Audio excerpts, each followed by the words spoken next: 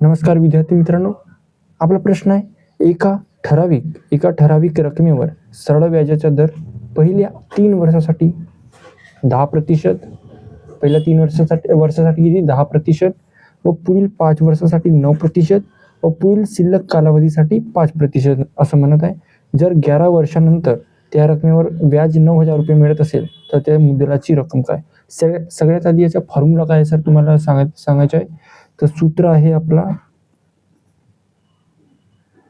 मिळणारं व्याज into 100 upon मुद्दल इंटू दर फर्स्ट प्लस मुद्दल इंटू दर हा सेकंड असणार आणि मुद्दल असे 3 व्हॅल्यू दिलेली आहेत ना.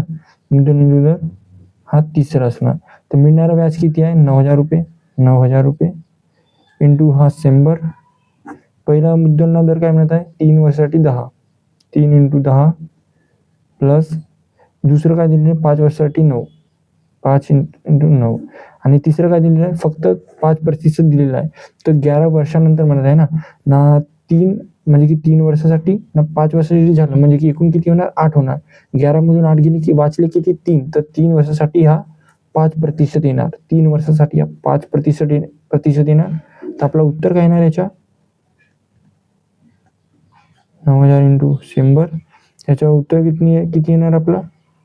30 प्लस 45 प्लस 15. तर किती येणार? येऊन किती येणार सांगा फटाफट. 3 हा 2 नाही, इकडचं प्लस किती येणार? 90 येणार. टोटल करून बघून घ्या. हा 0 मधून 0 गेला, 9 मधून 9 1 वाजला. तर आपला 1 वर किती? 1 वर 1 2 3 4 0 1 2 3 4 10,000 रुपये हा आपला ॲन्सर असणार. 10,000 रुपये आपला हा ॲन्सर असणार. जर हे व्हिडिओ तुम्हाला आवडली असेल तर शेअर करा, सबस्क्राईब करा. मिळूया दुसऱ्या व्हिडिओमध्ये.